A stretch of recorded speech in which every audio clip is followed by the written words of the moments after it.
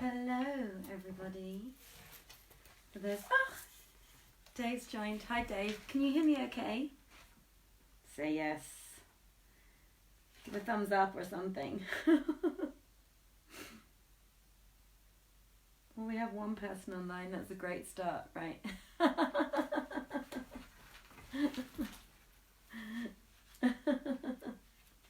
Exactly. Maybe it's just you and me tonight.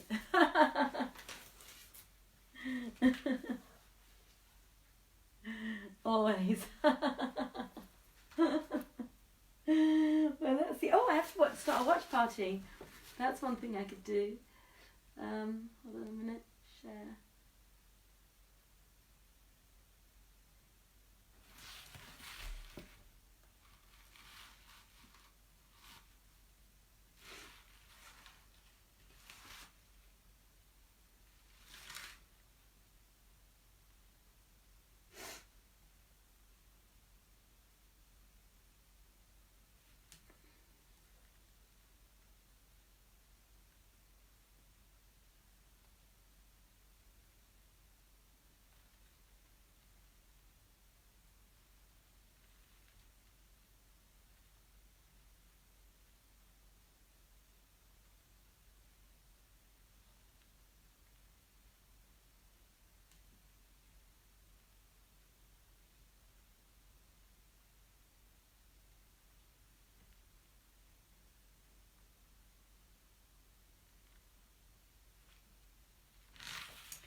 Okay. Hello, everybody. Oh, it's still you. No. What's that? Wait, I have to see what you're writing. Every marathon starts with one step. Ain't that the truth?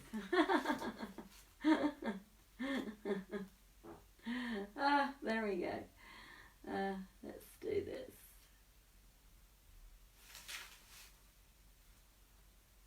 No, not that one.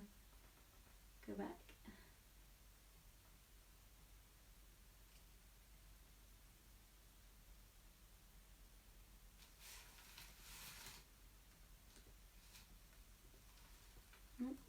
I can't spell.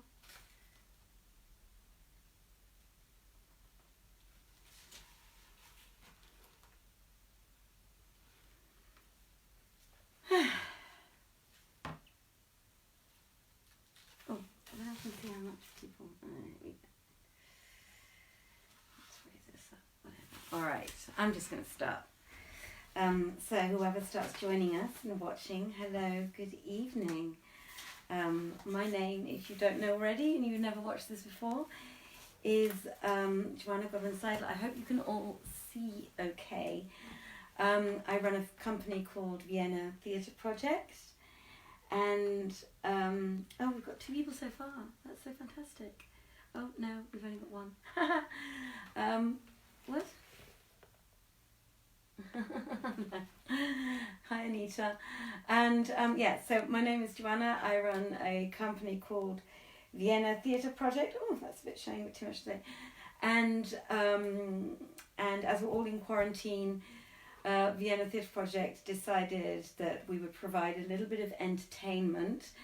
It's not so easy when you're doing it from the confines of your office or your living room, because normally we are used to stages with lights and sound and props and set and all sorts of wonderful different things that create theatre.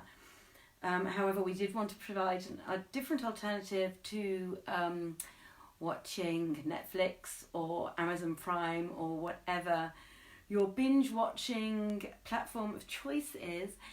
And we decided that we would start reading from 1001 Arabian Nights. We try to get dressed in some form of finery every evening. This is my finery tonight.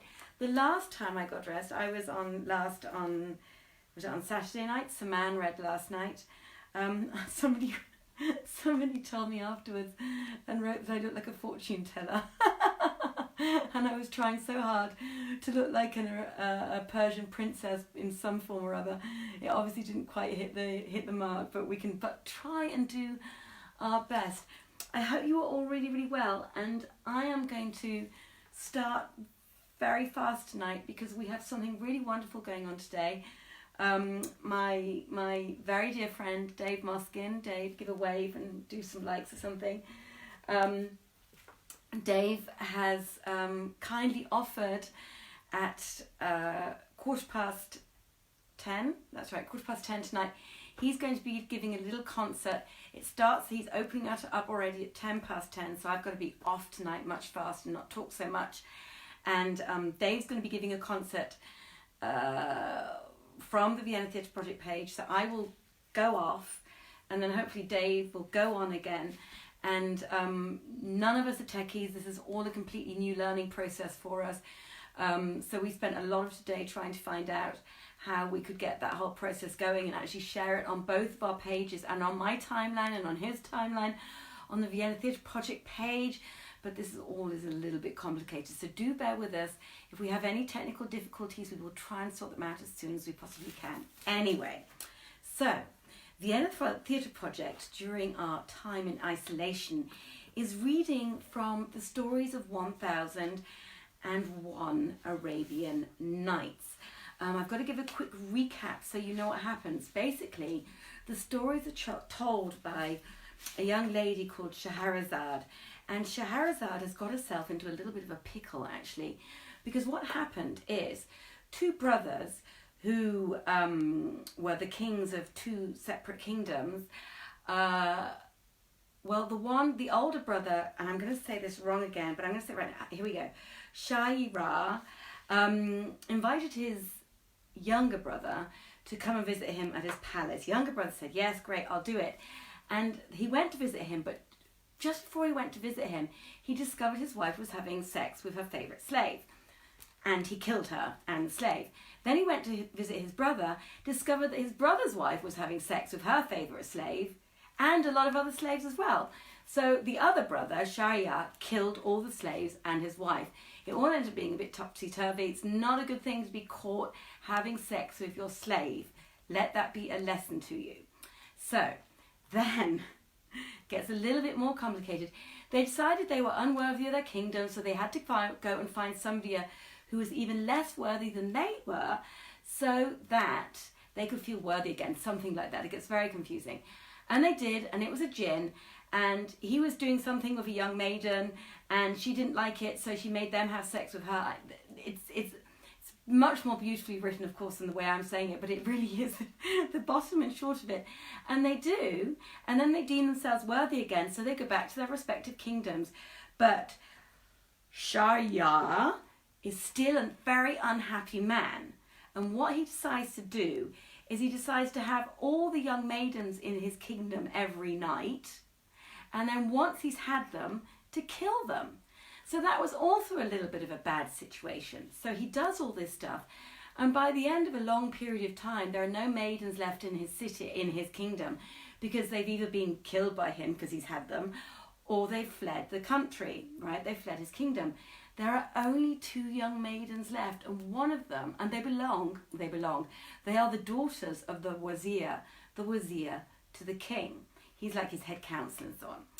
And of course the wazir doesn't want to give his daughters up, but Scheherazade says, look, it's okay, I'm going to sort this out, I will do this, and I will make myself a martyr to the rest of the kingdom so that everyone can get saved. And she's quite a clever young lady. She's very beautiful, of course, as always happens in fables and fairy tales. She's a very clever young lady, and she knows an awful lot of stories, and she tells her sister, once the king has done the dirty deed, then make sure you come to me and ask me to tell you one of my favourite stories.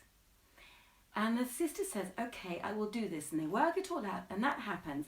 And the sister comes in and says, my dear sister, you must tell me one of your stories of marvels so that we can pass the beautiful night away. And that is exactly what happens. And King Shahryar is so thrilled and excited about the opportunity to listen to a good story, and he's not very tired.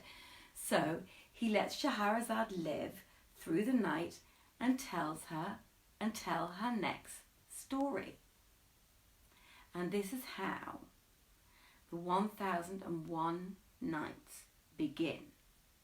But don't forget, It's not good to be caught having sex with your favourite slave. Right now, we are in the middle of the first chapter of 1001 Arabian Nights, and it is called The Tale of the Merchant and the Ifrit. And the Ifrit is a demon in Persian mythology. So, what has happened so far is this merchant went about his business and was going on a journey, and on his journey he stopped in a field where there were an awful lot of jinn, happened to be in this whole area always. And he stopped in this field, decided to have a piece of fruit, and as he was eating the fruit, he got pips in his mouth and he spat the pips out. And spitting the pips out was not a good thing, because suddenly a jinn appeared and said to him that he was going to kill him. And he was going to kill him because the merchant, when he spat out his pip, killed the jinn's son. And the merchant said, no, please don't kill me. Well, actually, okay, if you're going to do that, let me at least go home, sort out all my things, make sure my house is in order and my family are going to be okay. And then I will come back and you can kill me. He was a very honourable man, this merchant, obviously. So that is exactly what happened. So he came back, hung around this area waiting for the jinn to arrive. And as he does so, the sheikh arrives and says, well, what are you doing here? And the merchant tells him of his plight. And the sheikh says, well, wait, I'll hang around with you and hold your hand until the jinn arrives. And as he is waiting, the sheikh's two other brothers arrive. Now the jinn arrives, the sheikh says, look, if I tell you a story, will you spare this merchant's life? And the jinn says yes. So the sheikh tells him a story, and the jinn actually finds the story a really, really good idea. And so he says, okay, I will spare 1/3 of his blood. And this is how we now get to where we are in the tale, because now it is the tale of the second sheikh. And if you want to read this story, you can find it on Islamic Blessings. Just put in on your Google Islamic Blessings 1001 Nights, 1001 Arabian Nights, and you will find the rest of the story. Right now, here I am to tell you what happens with the tale of the second sheikh. And if I have to stop a bit early, I do apologise, but we are going to continue tomorrow. The tale of the second sheikh. Know, O Lord, of the kings of the jinn, that these two hounds are my brothers, and I am the third. When our father died, he left us an inheritance of 3,000 dinars, and with my share I opened a shop and began to trade in it. My brothers did the same, but soon one of them set out on a commercial venture and was away with the caravans for over a year. When he returned, he had lost all his money, and I was moved to say to him, Brother, did I not counsel you against this journey? Then he wept and said, Allah the All-Powerful allowed the loss of mine, and your words cannot help me now that I have nothing left. Then I brought him up into my shop, and afterwards conducted him to the baths, and gave him a fine robe of rare workmanship. When at last we were sitting down to eat together, I told my brother that I was about to compute the yearly gains from my shop, and that, leaving the capital untouched, I would divide whatever profit there might be equally between us. When, on making my accounts, I found that I had a profit of 1,000 dinars for the year, I gave thanks to the power of I gave thanks to the power of greatness of Allah, and rejoiced exceedingly. Then I divided the sum equally between my brother and myself, and we dwelt together for many days. At great length, both my brothers made up their minds to go on a second journey, and wished me to set out with them. When I declined this invitation, pointing out that the result of the first journey did not tempt me to imitate them again, they began to reproach me. But their words were of no avail, and we stayed buying and selling in each of our respective shops for a whole year. At the end of the year, they again proposed a journey, and again I refused, and this went on for 6 whole years. But at last, I acceded to their request, so set out with them and suggested that we should count up that money we had. We did so, and found that it came all to 6,000 dinars. Then said I, "Let us hide some of this in the earth, so it be to help us if we encounter ill fortune, and let us each take with us 1,000 dinars to trade with." "May Allah favour your advice," they answered. So, taking the money and dividing it, I had 3,000 dinars and divided the other 3,000 between us 3. Then we bought merchandise of many kinds, hired a ship, and, placing we all had aboard her, set sail. After a month's voyage, we dropped anchor at a certain city, where we sold our goods at a profit of 10 dinars for one. Then we left the city. When we came down to the seaside, we found there a woman dressed in old and tattered garments, who approached me, kissed my hand, saying, "Master, can you help me and save me?" "Well, I know how to repay your goodness." I answered, "Well, certainly, I will help you and save you, but you must not think it necessary to repay me." "Marry me then, master," she said. "Carry with me to your country, and I will pledge you my soul. Do this for me, and for I am of those who know the value of an obligation. Also, I pray, do not be ashamed of my poor condition."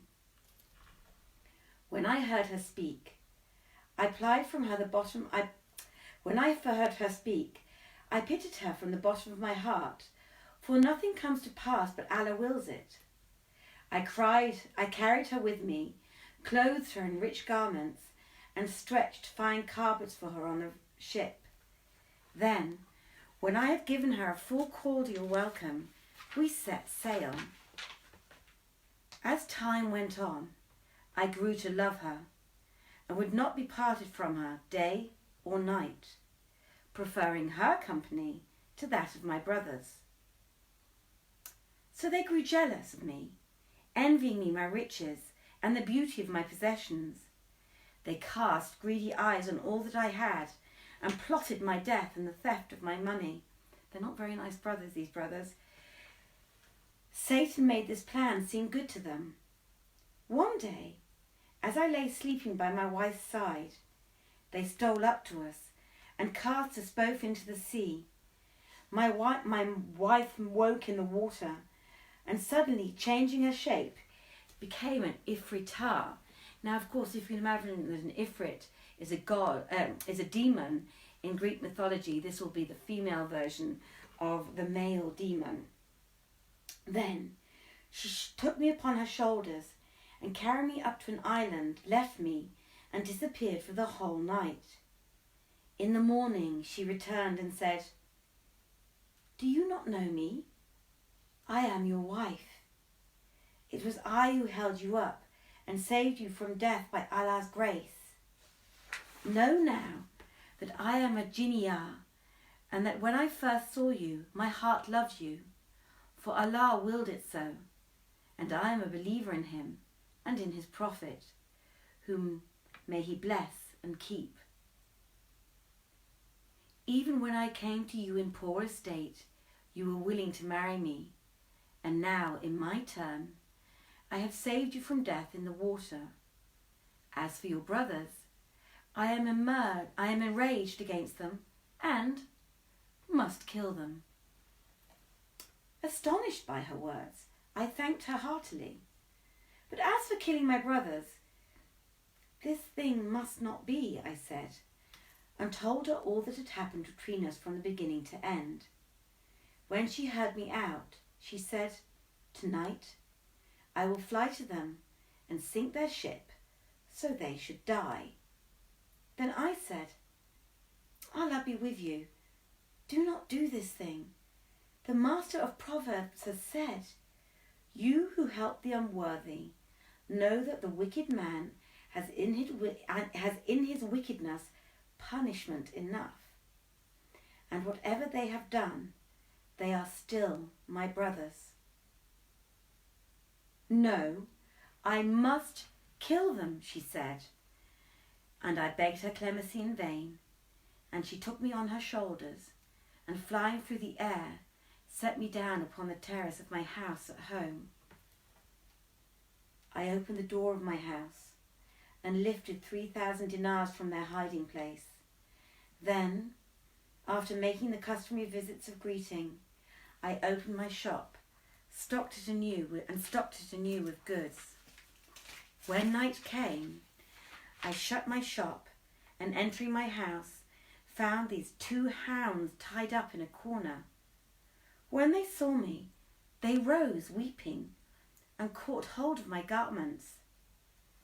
At that moment, my wife ran up to me, saying, "These are your brothers." And when I asked her who had done this to them, she answered, "Well, I did. I asked my sister, who is far more deeply learned in enchantments than I am, and she changed them into these forms, out of which they cannot come again until 10 years have passed.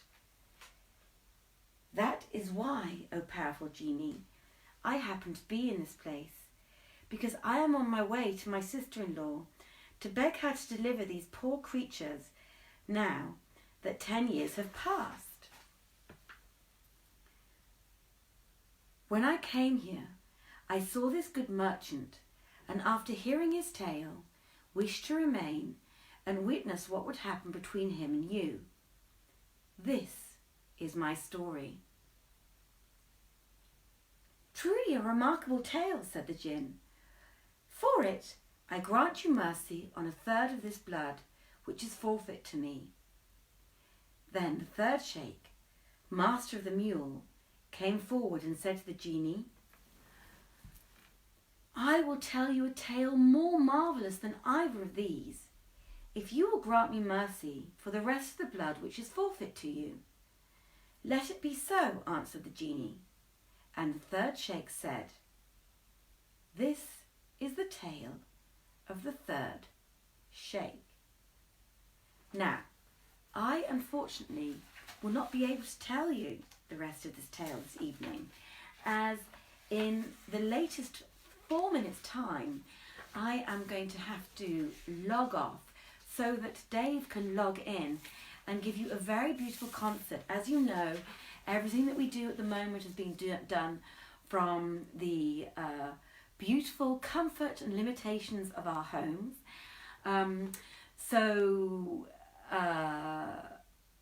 What we're trying to do at Vienna Theatre Project, again, is provide you readings. We are not trying to, we are providing you readings of 1001 Arabian Nights. Some nights there might be things like this concert this evening. Other nights we may just throw up a monologue which somebody has sent to us. If you have something that you would like to show us and share with other people that is art-based, entertainment-based, please feel free as a professional artist to do so. I did want to leave you with something tonight, which I hope I managed to get in before I go. I will do so. And it's from a book called The English Patient, who many of you might know, the very famous film. But it's something I have been dying to read out loud one day, and it is so beautiful. And then I will hand you over to Dave. It's a very beautiful piece of a very famous quote from the book The English Patient. "We die containing a richness of lovers and tribes, tastes we have swallowed, bodies we have plunged into and swum up as if rivers of wisdom, characters we have climbed into as if trees, fears we have hidden in as if caves.